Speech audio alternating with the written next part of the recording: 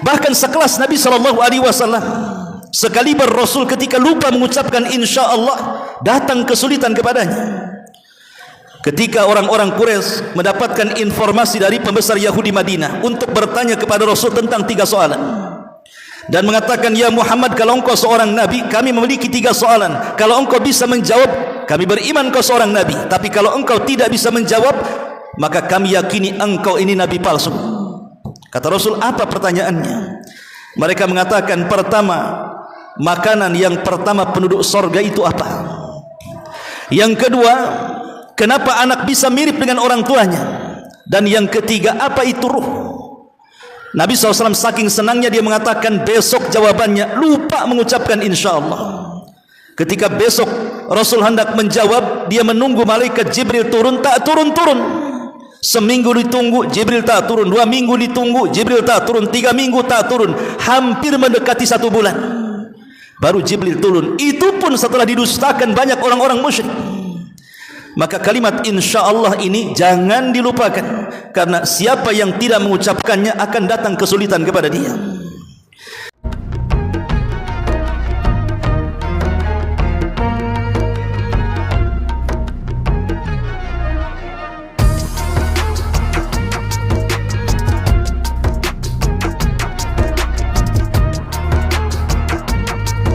Warahmatullahi wabarakatuh. Bihamdillah wassalatu wassalamu ala Rasulillah wa ala alihi wa sahbihi wa mawalah wa la hawla wa la quwata illa billahi wa ba'du. Alhamdulillah, kita berada di malam ke-7 dari bulan Ramadan, dan kita lanjutkan kajian kita masih membahas qasasul Quran, kisah-kisah di dalam Al-Quran. Malam ini kita akan membahas satu kisah dalam Al-Quran yang ulama menyebutnya dengan kisah Ashab As-Sarim. Ashabu As-Sarim. Siapa Ashabus Sarim ini? Ashabus Sarim ini terdapat di dalam surah Al-Qalam. Difirmankan di dalam surah Al-Qalam, inna balawnahum kama balawna ashabal jannah idh aqsamu la yusrimunnaha musbihin. Sungguh kami telah menguji mereka orang-orang musyrik Mekah, sebagaimana kami telah menguji pemilik kebun ketika mereka bersumpah pasti akan memetik hasil di pagi hari. Kisah ini menjadi polemik para ulama tentang di mana letak sejarah Ashabus Sarim ini. Sebagian para ulama mengatakan bahwa kisah ini terjadi di Ethiopia ataupun Habasyah. Tetapi kebanyakan para ulama menguatkan bahwa kisah ini terjadi di Yaman. Letaknya di sebuah negeri di Yaman 20 mil dari Son'a yang disebut dengan Dharwan. Dan itu yang paling banyak dikuatkan para ulama. Jadi kisah Ashabus Sarim ini terjadi di Yaman, di sebuah negeri namanya Dharwan. Dan negeri itu masih ada sampai hari ini di Yaman. Adapun zaman terjadinya, ada yang mengatakan bahwa setelah wafatnya Isa bin Maryam dan sebelum diutusnya Nabi SAW, ada seorang mukmin yang sangat soleh, di mana Allah Subhanahu wa taala anugerahkan seorang mukmin yang soleh ini kebun yang sangat luas sekali, dan kebun itu menghasilkan dengan hasil yang banyak sekali. Tentu karena pemiliknya manusia yang paling bersyukur kepada Allah Subhanahu wa taala, sehingga apabila kemudian kebun ini hendak dipanen, maka dia memanggil orang-orang fuqara wal masakin untuk memetik duluan hasilnya. Jadi para fuqara wal masakin itu disuruh masuk ke kebunnya.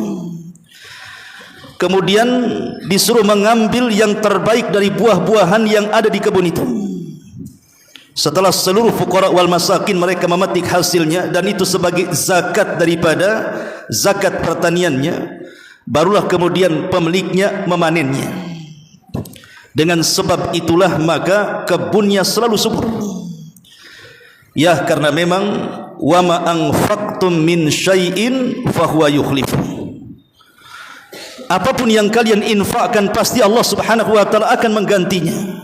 Dan Nabi mengatakan ma naqasa min mali sadaqah, tidak mungkin berkurang harta yang disedekahkan.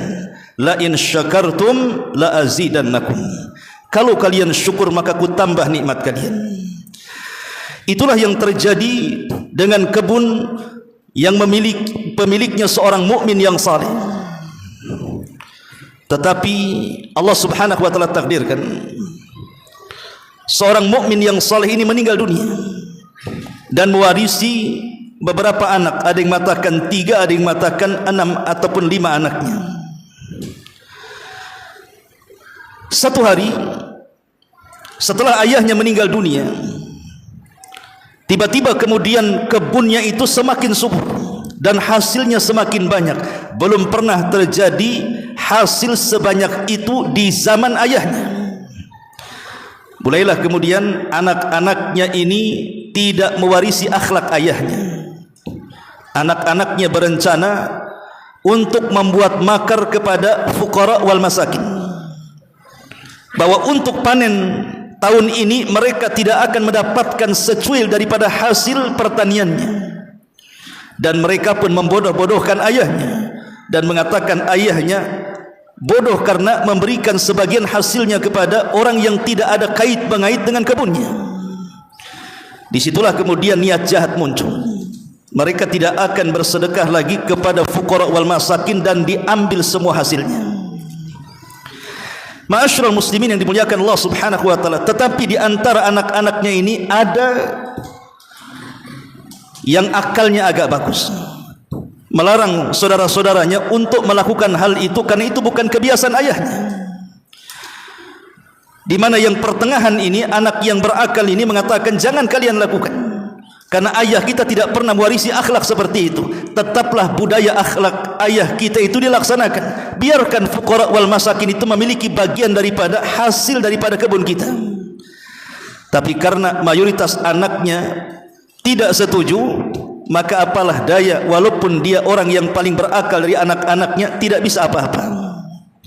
Akhirnya malam itu mereka merencanakan rencana yang buruk, bahwa mereka tidak akan memberikan sedikitkan kepada fuqara wal masakin. Jadi mereka ingin datang di pagi hari buta sebelum orang-orang fakir itu datang dan ingin memanen duluan.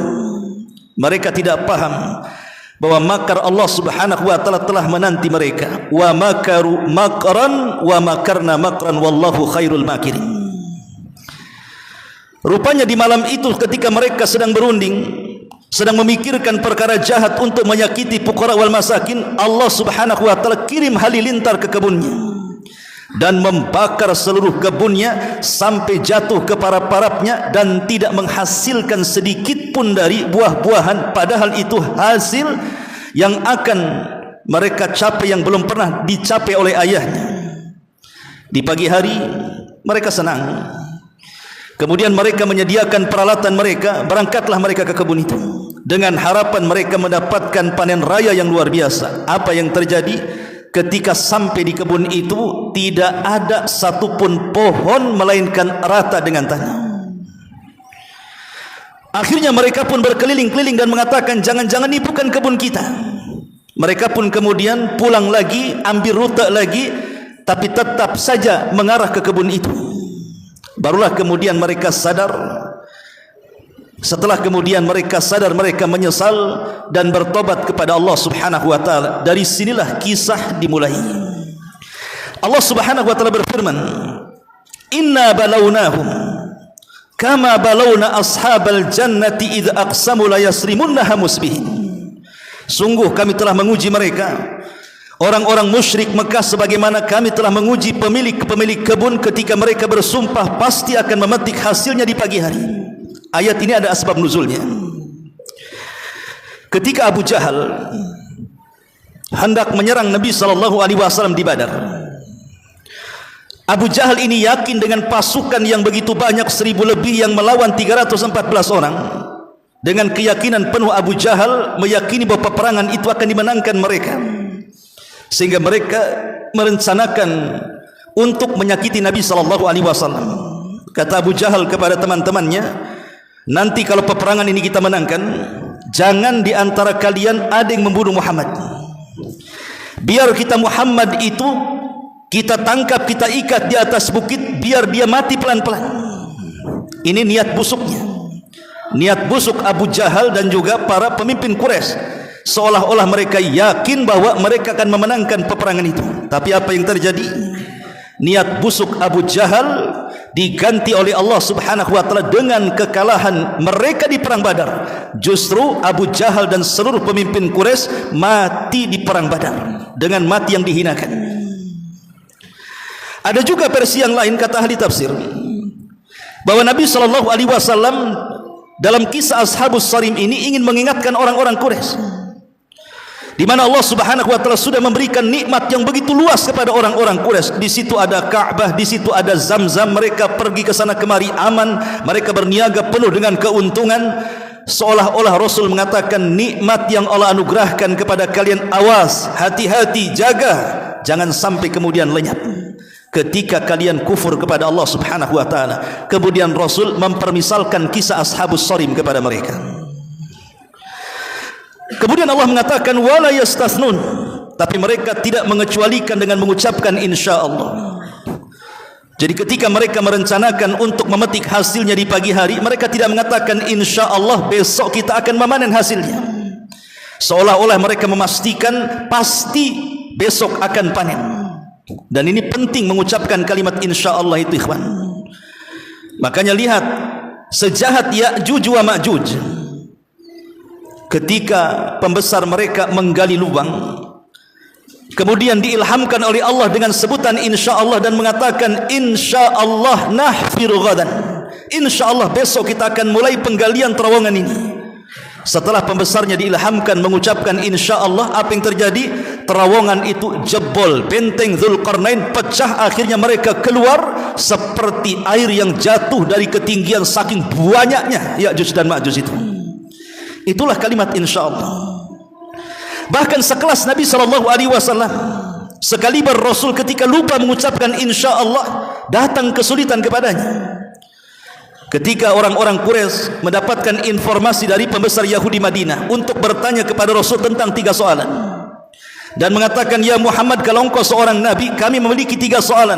Kalau engkau bisa menjawab, kami beriman kau seorang nabi. Tapi kalau engkau tidak bisa menjawab, maka kami yakini engkau ini nabi palsu. Kata Rasul, apa pertanyaannya? Mereka mengatakan, pertama, makanan yang pertama penduduk sorga itu apa? Yang kedua, kenapa anak bisa mirip dengan orang tuanya? Dan yang ketiga, apa itu ruh? Nabi SAW saking senangnya dia mengatakan besok jawabannya, lupa mengucapkan insyaallah. Ketika besok Rasul hendak menjawab, dia menunggu malaikat Jibril turun, tak turun-turun. Seminggu ditunggu, Jibril tak turun. 2 minggu ditunggu, Jibril tak turun. 3 minggu tak turun. Hampir mendekati 1 bulan, baru Jibril turun. Itu pun setelah didustakan banyak orang-orang musyrik. Maka kalimat insyaallah ini jangan dilupakan, karena siapa yang tidak mengucapkannya akan datang kesulitan kepada dia. Ma'asyiral muslimin yang dimuliakan Allah Subhanahu wa taala, Allah mengatakan fatafa 'alaiha ta'ifun min rabbika wa hum naimun. Lalu kebun itu ditimpa bencana yang datang dari Rabbmu ketika mereka sedang tertidur. Begitulah terkadang azab Allah Subhanahu wa taala kalau diturunkan, biasanya manusia sedang lalai.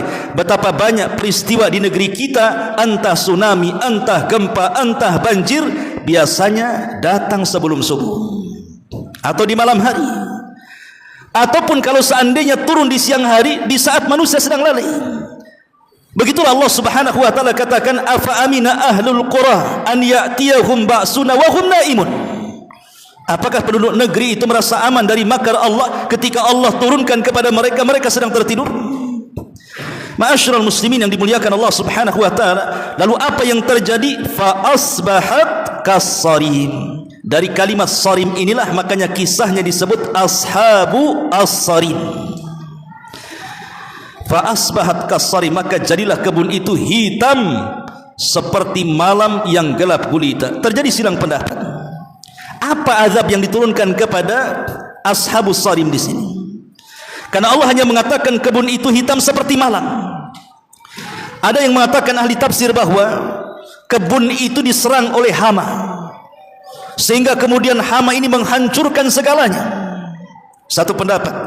Pendapat yang lain mengatakan tiba-tiba kemudian kebun itu menjadi pasir yang hitam, sehingga hilang pepohonannya entah ke mana. Dan ada yang mengatakan halilintar yang datang dan membakar seluruh kebunnya, sehingga tidak tersisa satupun. Seperti kita melihat bagaimana Los Angeles kemarin, 3 hari kebakaran. Mana gedung-gedung yang indah dan mencakar itu? Mana Hollywood yang dibangga-banggakan? Hitam semuanya. Bahkan bangunan-bangunan yang sangat kokoh roboh karena api yang melahapnya. Begitulah azab Allah Subhanahu wa taala apabila turun. Fa asbahat kassarim. Fatanadaw musbihin. Lalu pada pagi hari mereka saling memanggil, anighdu ala harsikum in kuntum sarimin. Pergilah pagi-pagi ke kebunmu jika kamu hendak memetik hasilnya.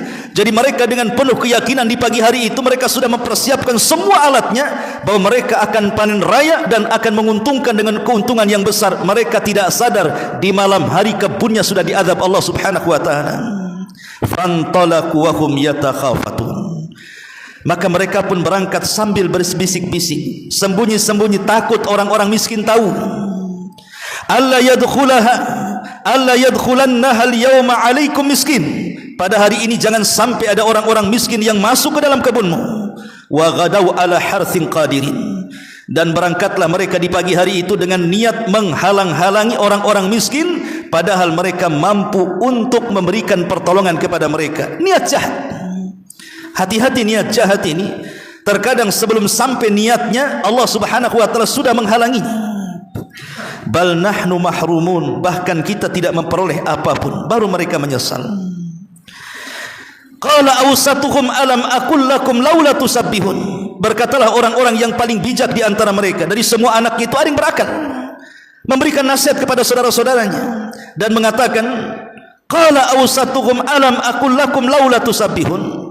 Bukankah aku telah mengatakan kepadamu, mengapa kamu tidak bertasbih kepada Rabbmu? Artinya, kenapa kalian tidak mengikuti jejak ayah kita, memberi makan kepada fuqara wal masakin? Justru kita berniat jahat kepada mereka. Lihat apa yang terjadi.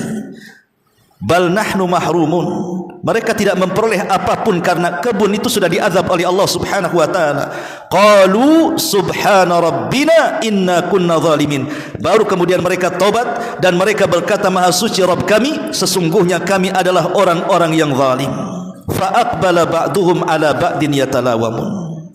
Lalu mereka saling berhadapan dan saling menyalahkan. Qalu ya wailana inna kunna taghin. Mereka berkata, celaka kita, sungguh kita orang-orang yang melampaui batas. Asa rabbuna an yubdilana khairan minha inna ila rabbina raghibun. Mudah-mudahan Rabb kami memberikan ganti kepada kami dengan kebun yang lebih baik daripada yang ini. Sungguh kita mengharapkan ampunan dari Rabb kita. Kadzalikal adzab wala adzabul akhirati akbar law kanu ya'lamun. Demikianlah azab di dunia, tapi di sana ada azab yang lebih pedih, maksudnya azab di akhirat. Menurut ahli tafsir, ada yang mengatakan setelah mereka bertobat, betul-betul menyesal, akhirnya mereka bertobat dengan taubatan nasuha, memperbaiki kebun mereka kembali. Akhirnya Allah Subhanahu wa taala ganti kebun itu menjadi kebun yang jauh lebih baik lagi, lebih banyak lagi hasilnya dibandingkan yang pernah terjadi kepada ayah mereka yang saleh. Itulah akibat daripada taubatan nasuha. Allah ganti dengan yang jauh lebih baik lagi. Inilah di antara kisah Ashabus Sarim. Intinya bahwa di dalam kisah ini ada sebuah pelajaran bahayanya niat buruk dan sifat kikir. Subhanakallah bihamdika asyhadu an la ilaha illa anta astaghfiruka wa atubu ilaik. Allahu taala alam. Assalamualaikum warahmatullahi wabarakatuh.